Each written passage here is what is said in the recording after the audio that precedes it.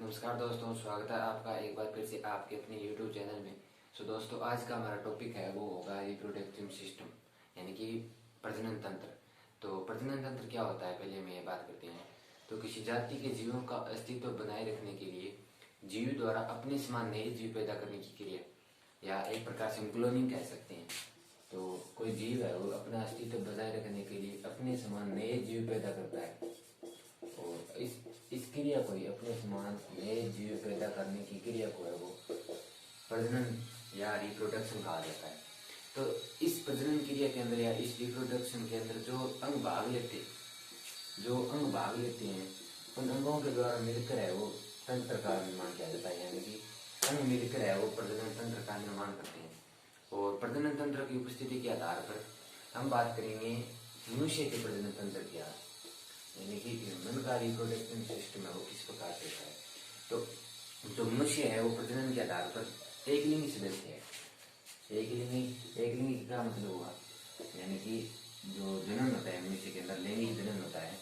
तो जो लैंगिक अंग होते हैं वो नर व मादा में अलग अलग पाए जाते हैं, यानी कि नर में अलग अलग होंगे और मादा में अलग अलग लैंगिक अंग होंगे।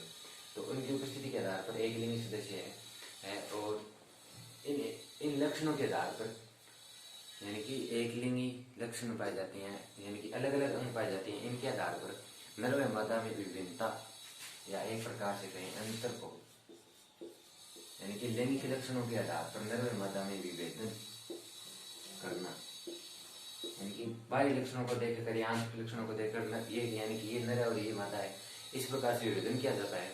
उसको लैंगिक द्विरूपता कहा जाता है।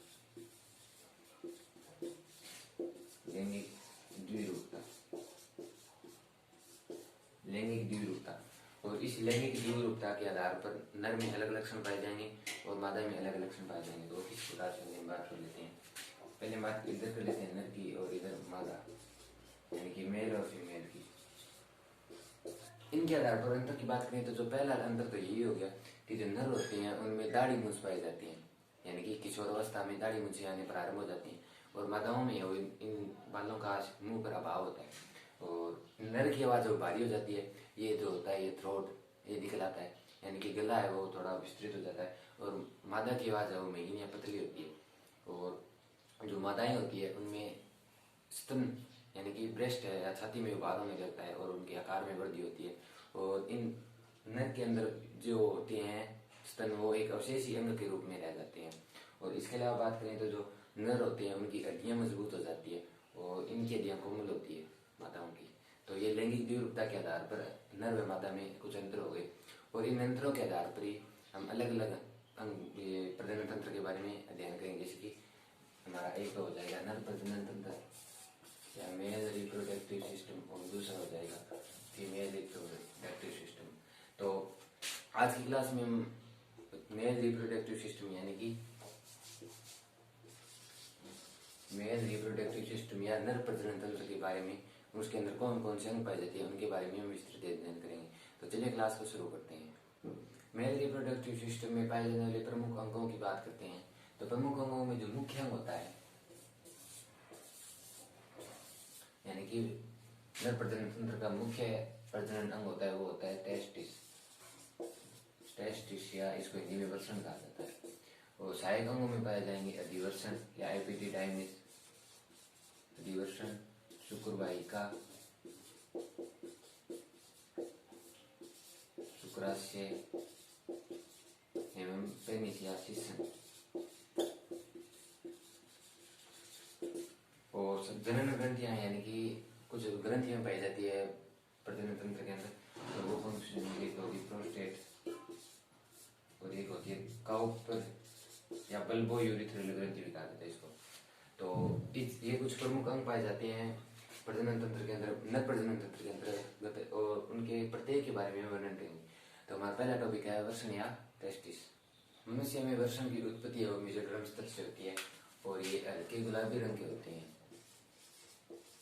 मेसोडर्म स्तर से उत्पत्ति होते हैं और हल्के पिंक कलर के होते हैं।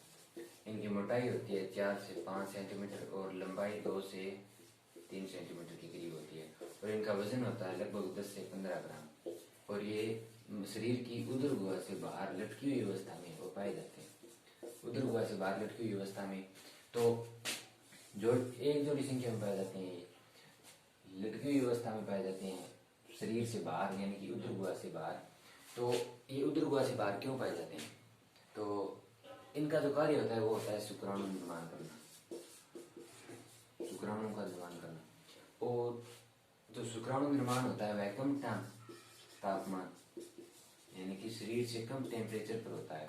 तो इसलिए मानव शरीर का तापमान होता है वो होता है लगभग 37 डिग्री सेंटीग्रेड। और इनका तापमान कम होता है मानव शरीर के बजाय, यानी कि लगभग 32-33 डिग्री सेंटीग्रेड, 33 डिग्री सेंटीग्रेड मानिए आप। तो कम तापमान के लिए ये वो शरीर से बाहर पाए जाते हैं ताकि शुक्राणुओं का निर्माण है वो ठीक से हो सके, इसलिए ये उदर गुहा से बाहर पाए जाते हैं। तो उदर गुहा से बाहर पाए जाती हैं तो ये जिस संरचना द्वारा, यानी कि जिस संरचना द्वारा ये उदर गुहा से जुड़े हुए रहते हैं, यानी कि जुड़े हुए तो हैं उदर गुहा से, ऐसे नहीं सीधे लटके हुए हैं, उदर गुहा से जुड़े हुए हैं। तो उदर गुहा से जिस संरचना द्वारा जुड़े हुए रहते हैं उसको इग्वाइनल नलिका, इग्वाइनल नलिका कहा जाता है। इग्वाइनल नलिका आप याद रखें, इग्वाइनल नलिका।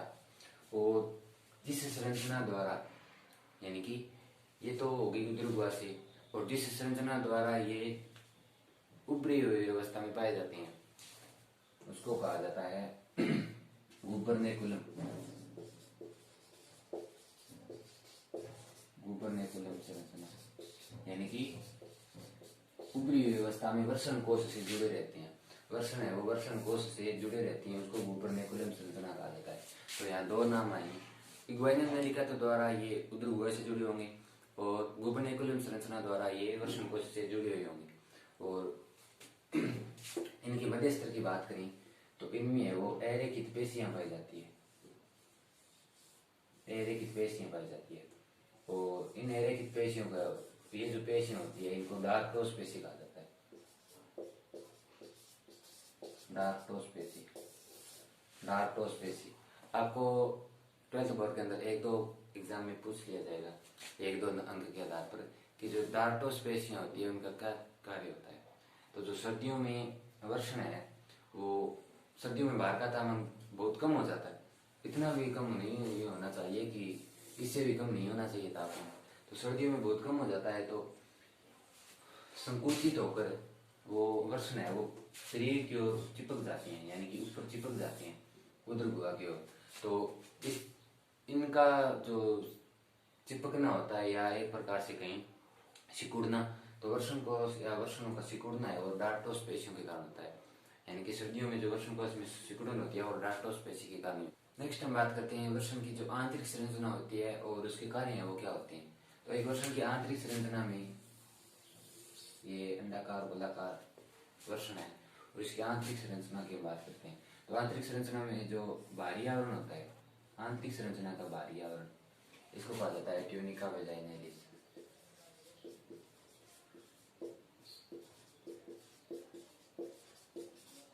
ट्यूनिका वेजाइनालिस। और भीतरी आवरण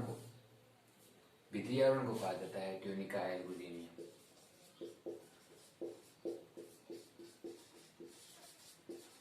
ट्यूनिका वेजाइनालिस और ट्यूनिका एल्बुजिनिया। तो बाहरी आवरण वेजाइनालिस, भीतरी आवरण एल्बुजिनिया। और जो भीतरी आवरण होता है, इसका जो भीतरी आवरण है ट्यूनिका एल्बुजिनिया होता है, वो अनेक स्थानों पर वर्षण में अनेक स्थानों पर दर्शकर है वो वर्षण पालियों का निर्माण करता है इस प्रकार से। और यहाँ पर है वो डार्टोस पेशियां भी पाई जाती है। तो ये जो वर्षण पालियां होती है, इन वर्षण पालियों में है वो 2 से 3 शुक्रजनन नलिकाएं हम यहाँ पर लिख लेते हैं क्या क्या पाई जाती हैं। एक तो पाई जाएंगी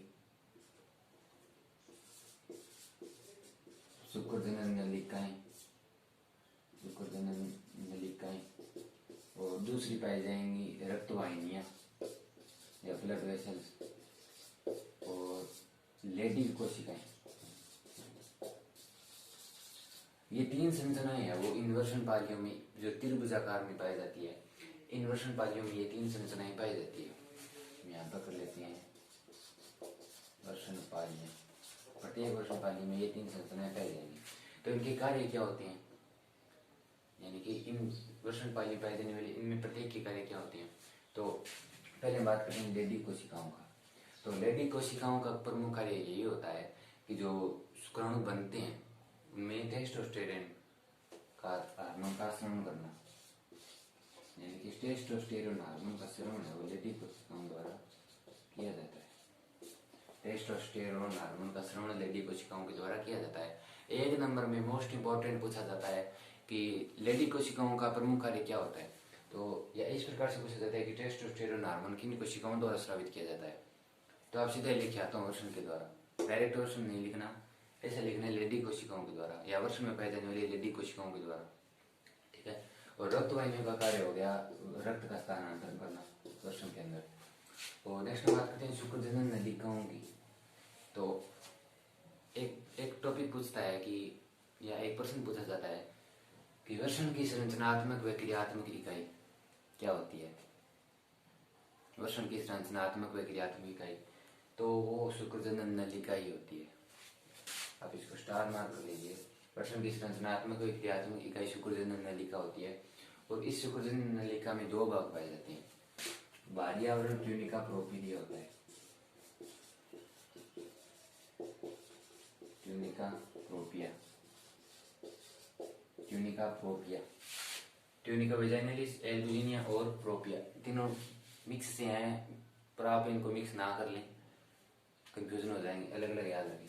और भीतरी आवरण होता है वो होता है उपकला कोशिकाओं का बना, उपकला कोशिकाओं का बना भीतरी आवरण पाया जाता है। और जो उपकला कोशिकाओं से बना भीतरी आवरण होता है, यानी कि जो शुक्रजनन नलिकाओं का भीतरी आवरण होता है, उस भीतरी आवरण में कुछ कोशिकाएं पाई जाती है, तो उनके बारे में हम पढ़ते हैं। तो इन उपकला ऊतक की जो कोशिकाएं होती है उनमें 2 प्रकार की कोशिकाएं पाई जाती है, यहाँ से ऐसे कर देते हैं। पहली होती है शुक्राणुजन्य कोशिकाएं। शुक्राणुजन्य कोशिकाएं तो नाम से स्पष्ट है, शुक्राणुजन्य यानी कि ये कोशिकाएं शुक्राणुओं का निर्माण करती है, शुक्राणु निर्माण। और दूसरी होती है आलंबक या सर्टोली कोशिकाएं, आलंबक या सर्टोली कोशिकाएं। यह भी इम्पोर्टेंट है, इस लेडी कोशिकाओं की तरह भी यह भी पूछा जाता है कभी आलंबक या सर्टोली कोशिकाओं के क्या कार्य होते हैं। तो इनके 3 प्रमुख कार्य होते हैं। पहला होता है शुक्राणुओं को पोषण व सहारा, शुक्राणुओं को पोषण व सहारा, कुछ समय के लिए पोषण व सहारा प्रदान करना, शुक्राणुओं को सहारा प्रदान करना आलंबक कोशिकाएं। दूसरा, एक आपने कहीं ना कहीं पढ़ा होगा कि जो एक हार्मोन होता है मुलेरिन हार्मोन, जो मादाओं में पाया जाता है मुलेरिन हार्मोन। और इसके द्वारा क्या होता है कि जो मादाएं होती हैं उनमें जो गौण लैंगिक लक्षण होते हैं, अभी हमने पीछे बताए थे, आवाज पतली होना, चेहरे पर दाढ़ी मूंछ नहीं पाया जाना, स्तनों का उभार होना, तो उनका जो नियमन होता है वो एमएच हार्मोन या मुलेरिन हार्मोन, मुलेरिन हार्मोन के द्वारा किया जाता है। परंतु जो आलंबक से सर्टोली कोशिकाएं होती है उनके द्वारा एंटी मुलेरिन हार्मोन का स्रावन किया जाता है, यानी कि एंटी मतलब इनके विरोध में। तो इनका प्रमुख कार्य होता है नर के अंदर इन मादाओं के गौण लैंगिक लक्षणों को उत्पन्न होने से रोकना, यानी कि एंटी मुलेरिन हार्मोन। एक नंबर पूछा जा सकता है कि क्या कार्य होता है एएमएच या एंटी मुलेरिन हार्मोन का। तो इसका प्रमुख कार्य होता है मादा के गौण लैंगिक लक्षणों को नर में उत्पन्न होने से रोकना, ठीक है। और तीसरा कार्य होता है आलंबक या सर्टोली कोशिकाओं का इनहिबिन प्रोटीन, इनहिबिन प्रोटीन का स्रावन करना। और यह जो इनहिबिन प्रोटीन है होती है वो एफएसएच का नियमन करती है। एफएसएच हम आगे पढ़ेंगे मेस्टूर साइकिल के अंदर या आगे निषेचन वगैरह वहां भी पढ़ेंगे एफएसएच। इसमें प्रजनन तंत्र के अंदर एफएसएच है वो बहुत महत्वपूर्ण होता है, पूरे टॉपिक्स में पढ़ेंगे हम। तो जो इनहिबिन प्रोटीन का स्रावन करना जो एफएसएच का नियमन करती है। तो इस प्रकार से जो आंतरिक संरचना व कार्य के अंतर्गत हमने कुछ महत्वपूर्ण टॉपिक्स या बिंदु पढ़े हैं, उनके बारे में हम डिस्कस कर लेते हैं। जो वर्षण होता है वो 2 स्तर होते हैं, और इसके अलावा जो भीतरी स्तर होता है वह कई स्थानों पर दबकर है। वो वर्षण पालियों के निर्माण करता है। वर्षण पालियां 3 भागों में बंटी होती है। लेडी कोशिकाएं पाई जाती है, शुक्रजनन नलिकाओं के 2 भाग होते हैं, भीतरी भाग में वो 2 कोशिकाएं पाई जाती है, और आलंबक या सर्टोली कोशिकाएं इसमें इंपॉर्टेंट और इसके द्वारा 3 प्रमुख कार्य वो किए जाते हैं। और इसके अलावा आगे हम बात करें तो जो वर्षण पालियां थी एक प्रकार से शुक्रजनन नलिकाएं कुछ भी कहें, ये जो वर्षण पालियां हैं वो आगे मिलकर वर्षण जालक का निर्माण करती है। वर्षण जालक या इस वर्षण जालक को कहा जाता है रेटेटेस्ट्स।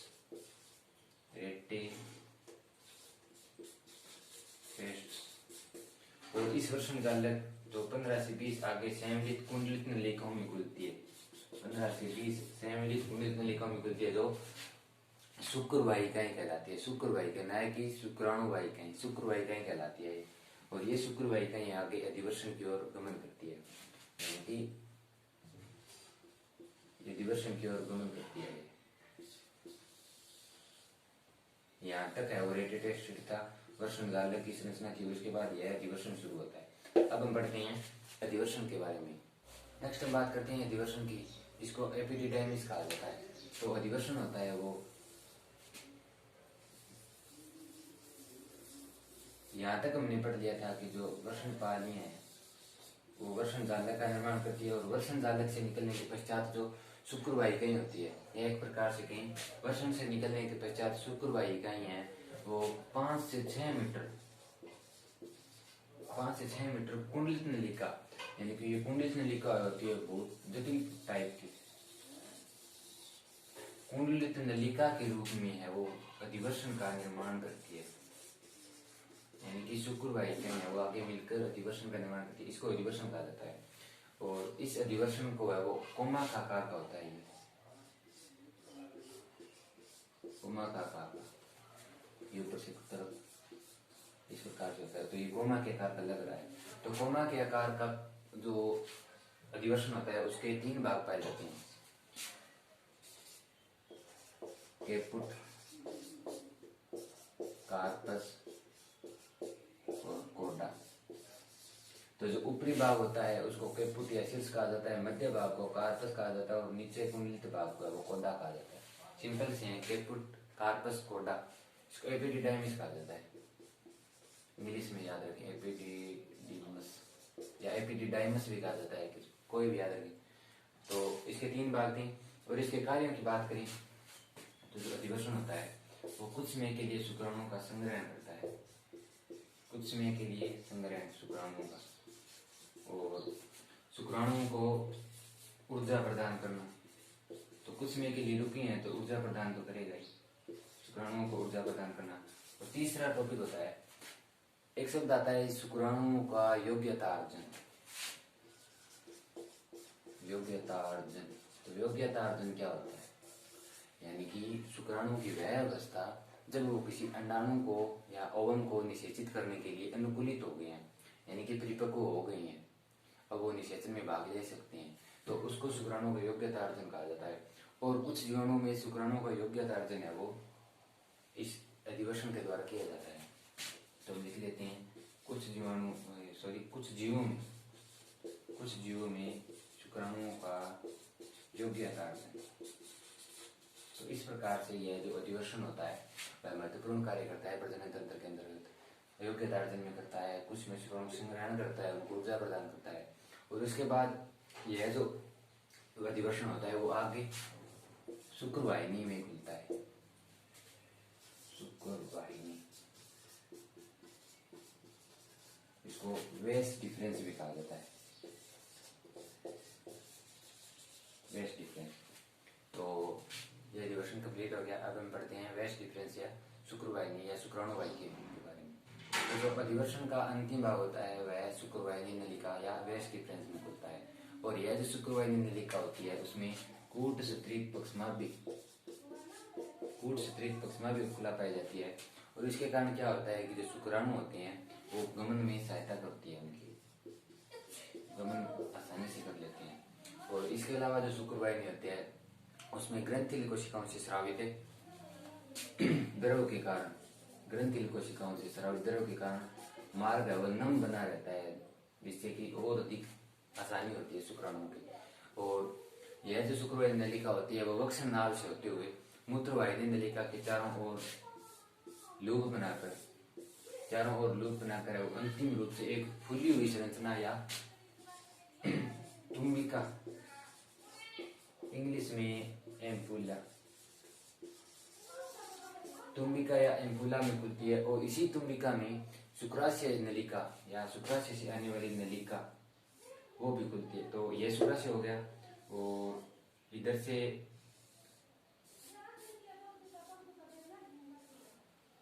ये जा रही है मूत्र नलिका और इधर से आ रही है ये तुम्बिका है, यह शुक्राशय है। और ये मूत्रवाहिनी नलिका है जिसके चारों तरफ यह शुक्रवाहिनी है वो लूप बनाकर एम्पुला भाग में आ रही है। समझने का प्रयास कीजिए इसको।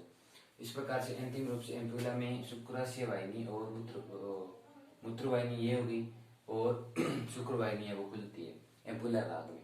ये दोनों मिलकर है वो स्खलन वाहिनी कहलाएगी, स्खलन वाहिनी कहलाएंगी।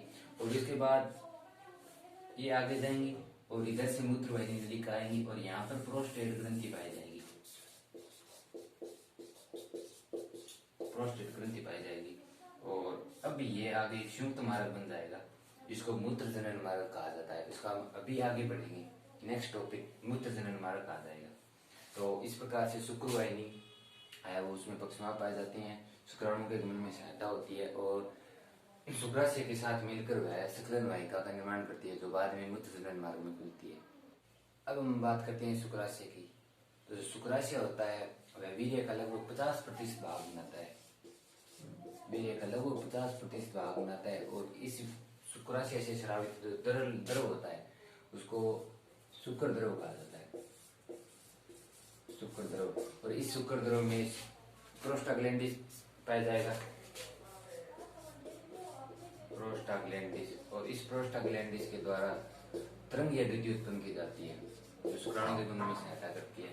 और इसके अलावा सीमेनोजेनिल प्रोटीन पाई जाएगी, सीमेनोजेनिल प्रोटीन पाई जाएगी। और इस प्रोटीन के द्वारा क्या होता है कि जो योनि का अम्लीय माध्यम होता है उसमें शुक्राणुओं की सुरक्षा की जाती है इस सीमेनोजेनिल प्रोटीन के द्वारा, यानी कि योनि के अम्लीय माध्यम से बचाव। और एक महत्वपूर्ण बात यह होती है कि जो इस शुक्र द्रव में जो शुक्राणु की गति करने के लिए आवश्यक ऊर्जा एटीपी के रूप में मिलती है, वो एटीपी के रूप में ऊर्जा प्रदान करने के लिए फ्रक्टोज शर्करा पाई जाती है, फ्रक्टोज शर्करा। और इस प्रकार से शुक्राशय शुक्र द्रव का स्राव करता है, उसके द्वारा वीर्य का 50% भाग बनाया जाता है और इसमें ये 3 संरचनाएं वो मुख्य रूप से पाई जाती है। अब हम देखते हैं कि जो मूत्र जनन मार्ग होता है वो किस प्रकार से होता है। तो जो शुक्र वाहिनी और शुक्राशय वाहिनी मिलकर है वो स्खलन वाहिका का निर्माण करती है। और यह स्खलन वाहिका है वो आगे मूत्रवाहिनी नलिका के साथ मिलकर है प्रोस्टेट ग्रंथि से होते हुए अंतिम छद्म संरचना के रूप में वो शरीर से बाहर खुलती है जिसको शीशन कहा जाता है, यानी कि इसको शीशन कहा जाता है इसको। और अब बात करते हैं शीशन की। तो शीशन की जो आगे की संरचना होती है उसको शीशन मुंड कहा जाता है और उसके ऊपर उभार नुमा संरचना पाई जाती है जिसको प्रीत्यूष कहा जाएगा, इस उभार को प्रीत्यूष कहा जाता है, प्रीत्यूष या शीशन मुंड।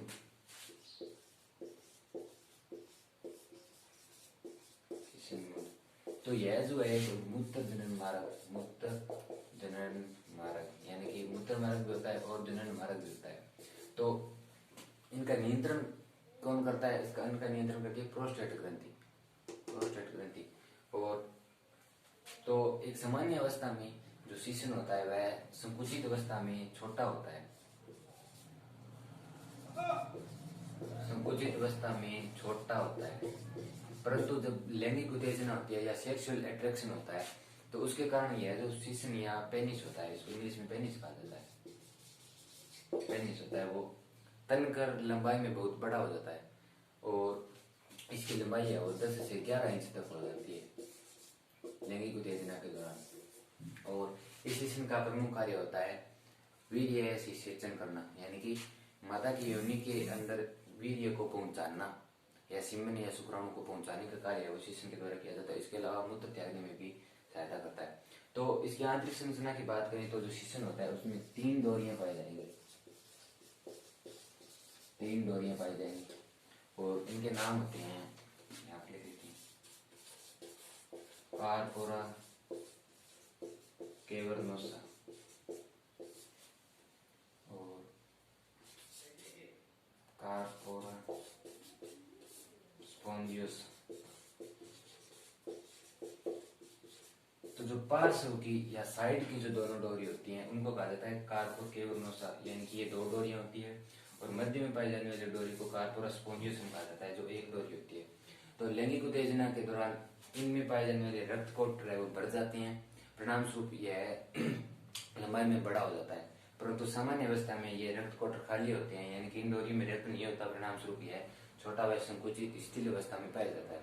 तो इस प्रकार से जो मेल रिप्रोडक्टिव सिस्टम होता है उनका जो एक प्रारूपिक चित्र है ये इस प्रकार से होता है, यानी कि ये वर्षण हो गया या दिवर्षण हो गया, उसके बाद वर्षण जालक और शुक्रवाहिका, इसके बाद शुक्रवाहिनी और शुक्राशय, तुम्बिका, प्रोस्टेट ग्रंथि, मूत्राशय से आने वाली मूत्रवाहिनी मिलकर मूत्र जनन मार्ग के रूप में शिशन के रूप में वो शरीर से बाहर निकलती है।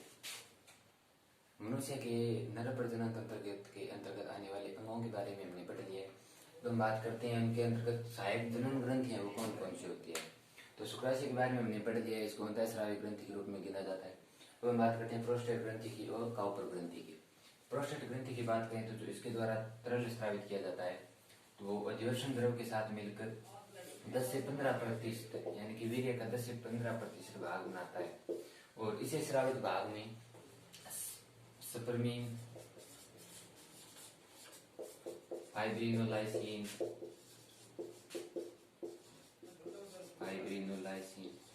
लाइसोजाइम, जो शुक्राणुओं के अंदर कोई वायरस आ जाता है या कोई जीवाणु वगैरह उनका नाश करता है, लाइसोजाइम, और सीट्रेट, फास्फेटेज। तो ये प्रमुख कुछ पदार्थ पाए जाएंगे प्रोस्टेट ग्रंथि के अंदर, जो शुक्राणुओं का स्कंदन करने से रोकती है। प्रोस्टेट ग्रंथि शुक्राणुओं का स्कंदन रोकना और उनको तरलता प्रदान करना।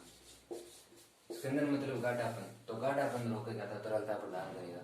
यह प्रोस्टेट ग्रंथि के प्रमुख कार्य होते हैं। और जो अधिकायु के व्यक्ति होते हैं उनमें इस प्रोस्टेट ग्रंथि का आकार बढ़ जाता है, यानी कि आकार में बड़ी हो जाती है। तो उसके कारण है वो मूत्र त्यागने में कठिनाई होती है। और जो हस्तमैथुन की क्रिया होती है या मेस्ट्रुएशन,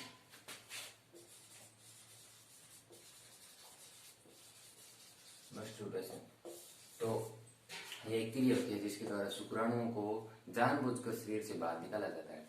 तो इस क्रिया में क्या होता है कि जो प्रोस्टेट कैंसर की संभावना अधिक होती है, यानी कि अत्यधिक मात्रा में मेस्ट्रुएशन के द्वारा प्रोस्टेट ग्रंथि में कैंसर उत्पन्न हो सकती है। और महिलाओं में अगर अधिक मेस्ट्रुएशन किया जाएगा तो स्तन कैंसर की संभावना होती है।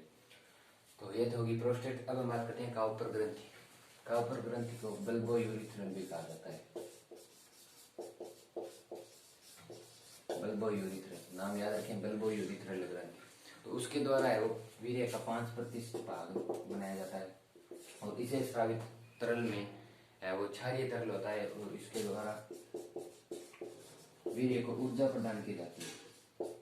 ऊर्जा प्रदान की जाती है और चिपचिपा सनीय पदार्थ होता है। और इसके अलावा जो वेजाइना की अम्लीयतापन होता है उसको कम करना, वेजाइना या योनि की अम्लीयता को कम करना। और जो शुक्राशय होता है उसके बारे में हमने पढ़ लिया है। फास्फेटेज शर्करा पाई जाती है, प्रोस्टाग्लैंडिस पाया जाता है और कुछ अन्य टॉपिक्स भी पढ़े थे इसके अंतर्गत। तो इस प्रकार से हमारा मेल रिप्रोडक्टिव सिस्टम कंप्लीट होता है। आपको ये क्लास कैसी लगी मुझे कमेंट करके जरूर से बताएं और मेरा एक्सपीरियंस कैसा है पढ़ाने में वो भी बताएं। मैं आपको मिलता हूँ नेक्स्ट वीडियो में, तब तक के लिए bye bye, take care, see you. हमारा नेक्स्ट टॉपिक होगा female reproductive system. Female reproductive system के बारे में पढ़ेंगे, तो आप भी टॉपिक को तैयार कर लीजिए। मैं आपको मिलता हूँ नेक्स्ट वीडियो में।